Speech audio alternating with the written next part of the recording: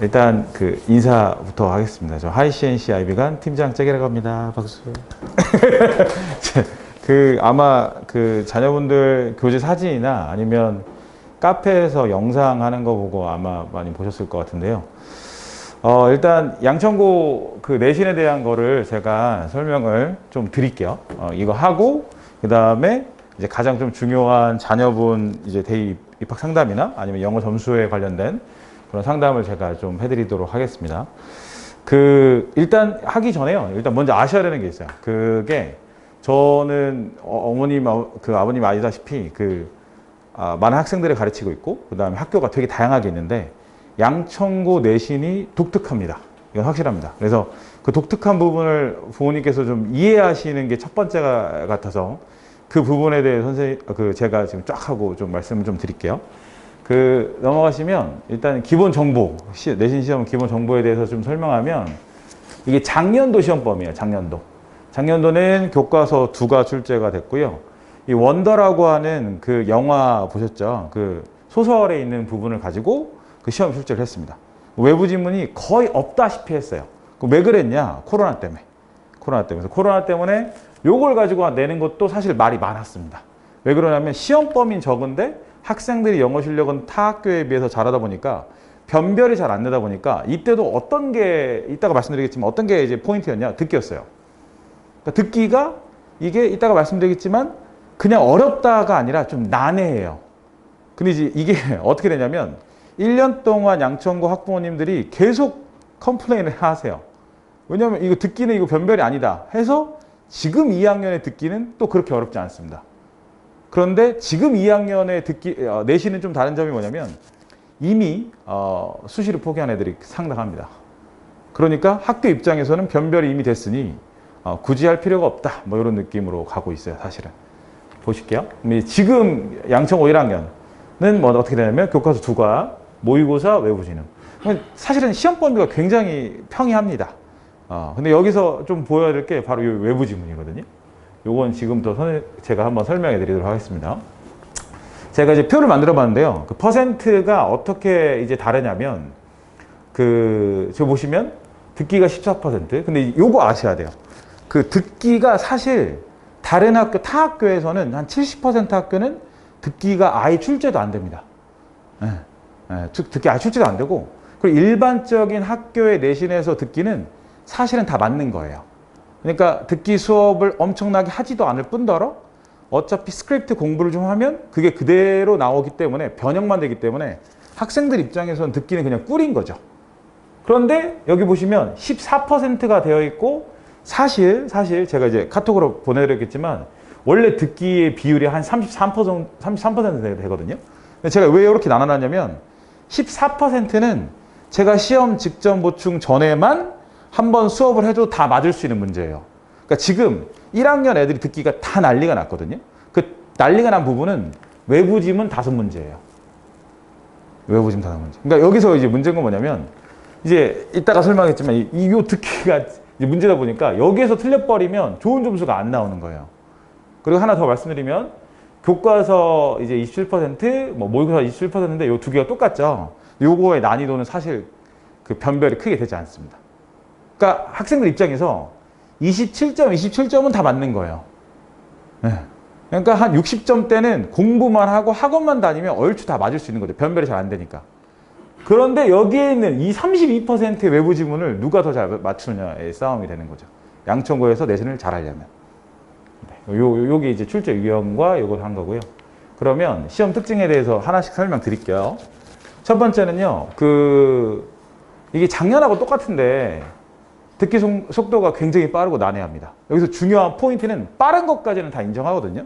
왜냐면 학교별로 우리 학교는 실제 영어의 듣기를 요하니까 빠를 수 있다고 저도 생각을 합니다. 그리고 이제 빠른 영어 교재들이 있어요. 그래서 그걸로 대비시키면 충분히 되는데 이게 포인트입니다. 난해하다는 게. 이 난해하다는 건 뭐냐면 교감 선생님이 제가 알기로는 이제 외국인은 어떻게 섭외를 해서 직접 녹음 같은 걸 하거든요. 근데 그 외국인이 완전한 네이티브인지 모르겠지만 학생들 말에 따르면 약간 아랍 발음에다가 약간 뭉개트린 발음을 씁니다. 그래서 요게 이제 포인트예요, 사실은. 근데 듣기 변별력이 굉장히 높대요. 왜냐면 여기에서 애들이 왜 그런 말을 하냐면 제가 양천구를 쭉 많이 있어 봐서 실험을 많이 해봤는데 작년도 수능으로 듣기를 해보면 학생들이 하나 틀리거나 거의 다 맞거든요. 수능이라고 하는 건 대학 가기 바로 직전에 본인이 아시는 듣기에서는 가장 쉽게 말하면 어려운 코스가 되겠죠. 근데 양천구 걸 보면 무조건 틀리는 거죠. 그러니까 이게 이상하게 변별이 되는 거죠. 또는 제 거 듣기 교재로 해서도 만점이 나온 학생도 양천구 실제 듣기 시험을 풀면 안 나오는 거예요. 그래서 제가 어떤 것도 실험해봤냐면 CNN도 해봤어요. CNN도.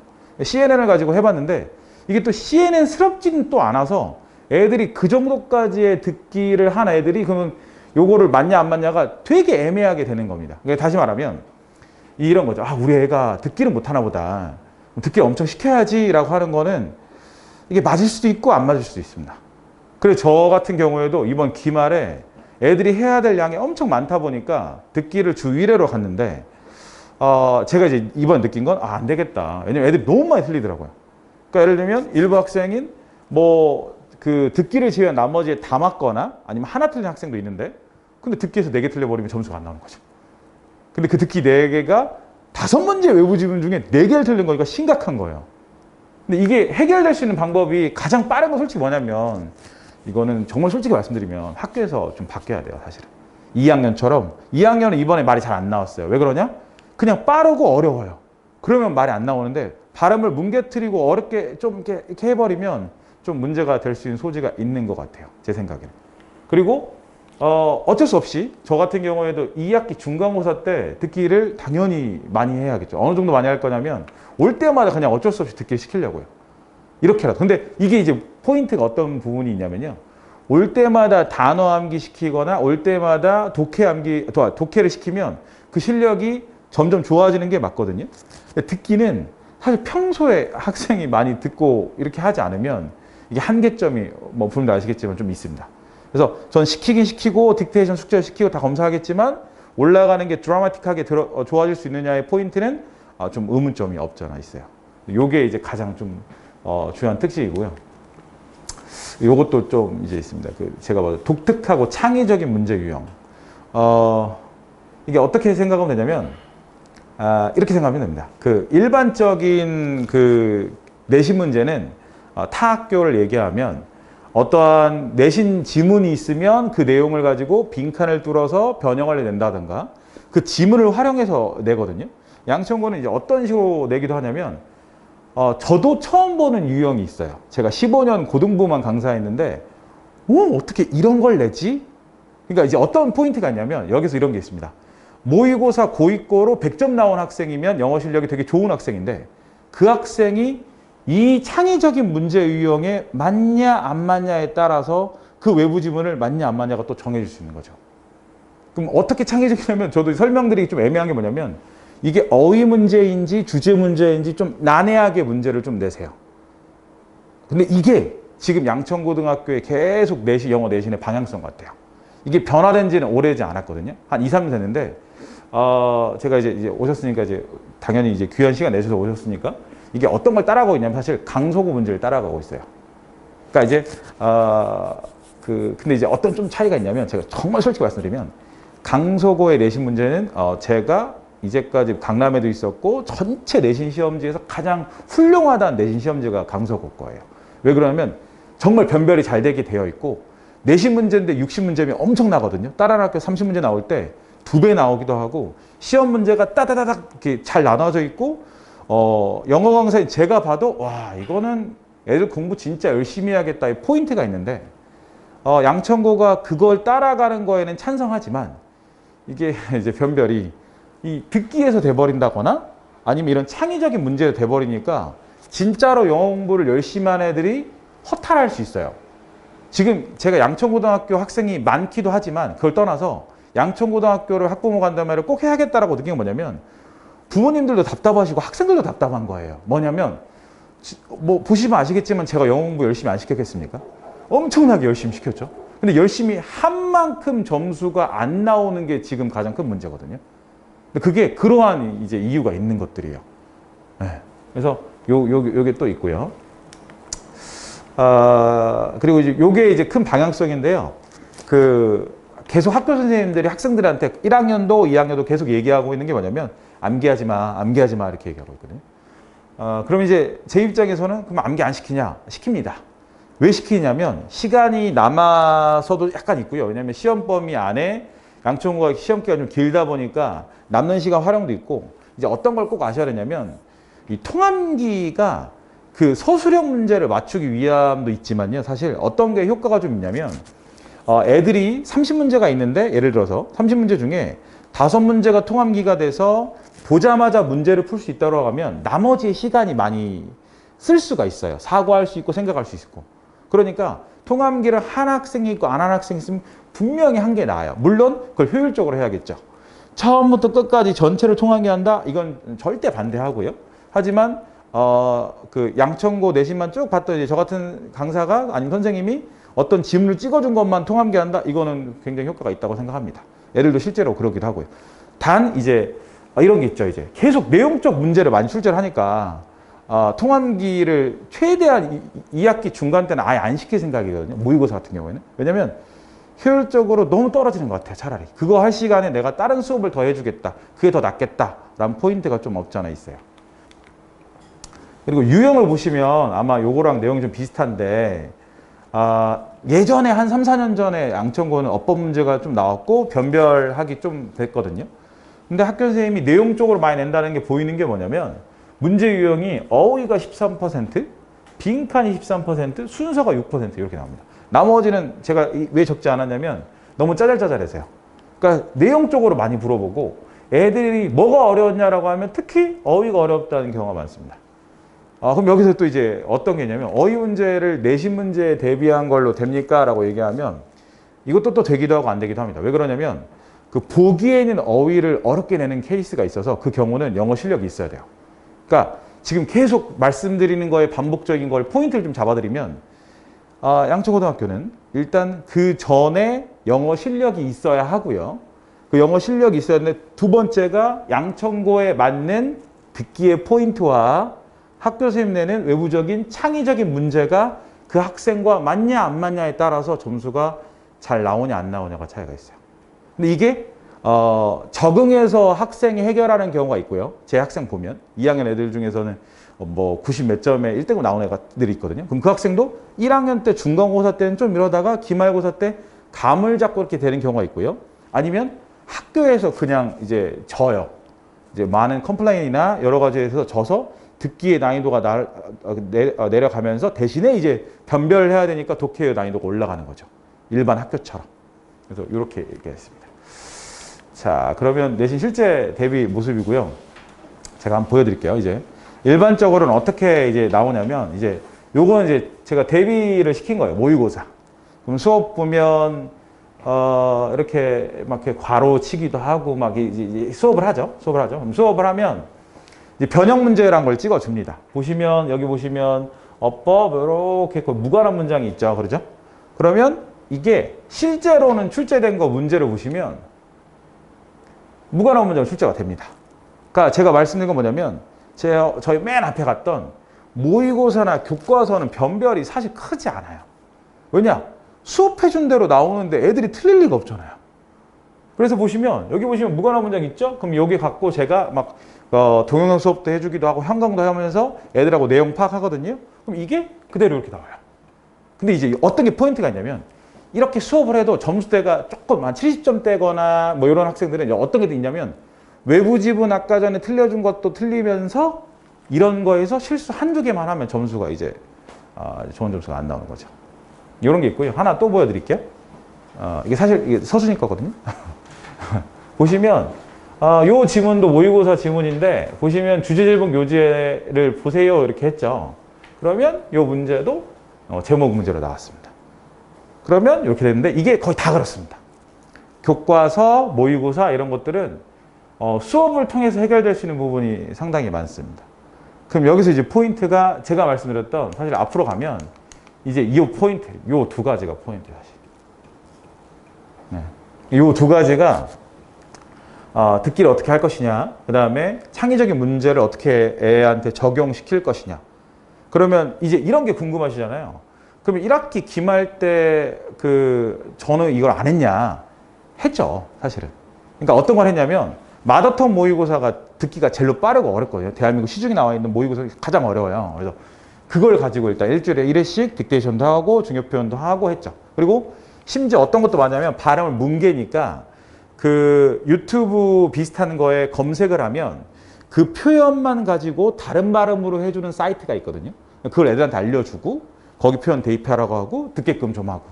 근데 이게 단어 암기하듯이 뭐 important가 중요한이라고 막 암기하지 애들이 막 해서 어기에 새기듯이 듣기가 그렇게 좀 안 되는 면이 좀 없지 않아 있어요. 애들 공부하긴 하대. 그래서 그렇게 좀 시켰고요. 그리고 요 창의적인 문제보다는 외부 지문 대비해서 양천고에서 자주 내는 문제 유형이 있어요. 빈칸이나 내용일치. 그리고 작문을 엄청 길게 빼는 것들. 그래서 그런 것들을 또 외부 지문으로 이제 제가 수업도 하고 그 다음에 과제 줘서 검사하고 뭐 이런 작업을 이제 했어요. 했는데 이제 이게 또 이제 어떤 학생한테는 점수가 잘 나오기도 하고 또 이제 못 나오기도 좀 그런 게 없지 않아 있습니다. 그러면 이제 어머니께서 자, 요거 한번 해볼게요. 이제 결론적으로 마지막 요거만 얘기하면 이제 끝나거든요. 네.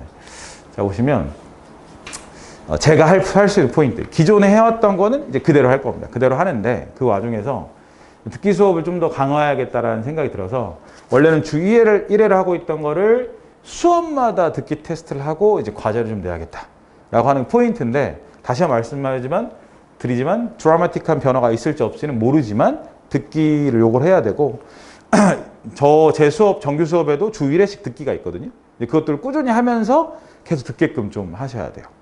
근데 이게 들을 때 다양하게 듣는 게 좋습니다.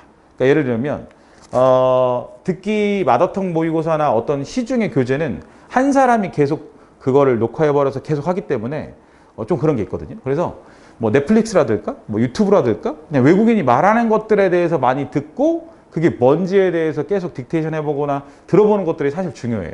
그래서 본인들이 좀 뭐 그거 하겠지만 뭐 자고 있을 때 몰래 키고 가도 되고요. 듣기 같은 거 자면서 들어도 좋거든요. 근데 그 듣기 실력이 좋아져야지만 일단 저희 첫 번째 허들을 넘을 수 있을 것 같아요. 지금. 두 번째는요. 이제 외부 지문 대비를 좀 강화해야겠다. 왜냐면 외부 지문이 이번에 한 15점, 17점 그 독해만 가지고 얘기하면 그 정도인데 거기에서 물론 제 학생 중엔 다 맞은 학생도 있고요. 아니면 한 개 정도 틀린 학생도 있고 이러긴 한데 요거를 이제 고3 걸로 좀 대비를 시켜야겠다. 이건 왜 어떤 포인트가 있냐면요. 혹시 내신이 좀 잘 안 나와도 영어 실력은 이렇게 하면 좋아지잖아요. 이 내신 기간이 길어질수록 부모님께서 아셔야 되는 건 이게 내신 바보란 말이 있거든요. 내신을 딱 끝나고 나서 이제 정규 수업 지금도 이제 하고 있는데 딱 와보면 애들이 머리가 좋아져야 정상인데 머리가 바보가 돼 있어요. 그 왜 바보가 돼 있는 건 뭐냐면 애들이 어떤 거에 익숙해지냐면 교과서나 모의고사의 이 정해진 범위 안을 딸딸딸 암기하거나 아니면 그걸 그냥 끄집어내는 연습만 계속 하다 보니까 응용 능력이 이제 떨어지는 거죠. 근데 이제 양천고는 그나마 좀 그거 한 건 요게 좀 하다 보니까 되는데 이제 사실 작년에 했던 학생들을 좀 보면 이렇더라고요, 보니까. 지금 거의 반반 나눠졌거든요. 반은 지금 수시를 하고 있고 반은 정시 대비로 아예 전환을 했어요. 근데 반은 수시 대비를 전환한 학생을 보면 그 감을 좀 잡으면 점수대가 그래도 좀 나와요. 제가 여기에다가 실을까 하다가 안 실었는데 지금 제 고2 학생 중에 박땡땡이라는 학생은 아주 드라마틱해요. 1학기 때 점수가 62점. 1학기 기말 때가 74점. 그 다음에 2학기 중간 때가 80 몇 점이고 기말 때가 96점. 가장 드라마틱하게 감을 잡은 거죠. 그리고 그 점수대를 유지하는데 걔도 똑같은 게 뭐냐면 이번 시험에도 2개 틀렸다고 하는데 하나 또 듣기예요. 걔도 똑같은 경우. 그리고 또 하나예요. 근데 이게 부모님 아시겠지만 그 점수대가 양천고 엄청나게 많습니다. 이 70점에서 80점 요 아이들이 엄청 많아서 이게 부분 점수를 하나 받냐 안 받냐에 따라서 등급이 달라지고 굉장히 좀 뭐 그런 게 있습니다. 그리고 마지막 얘기를 하시면 어휘 공부 보시면 아시겠지만 어휘 문제 유형이 가장 많이 나오고 내용적인 걸 많이 묻다 보니까 어휘 공부를 좀 강화해야겠다. 그 어휘는 제 자체 교재가 있거든요. 이 자체 교재에서 고급 어휘 국가 1800이라는 거에서 올 때마다 60개씩 암기시키고 또 테스트 봐야겠다. 그래서 뭐 그렇습니다. 그래서 이게 제 대비 전략이고요. 혹시 궁금하신 거 있으시면 뭐 얘기해 주시면 제가 좀 답변해 드리도록 하겠습니다.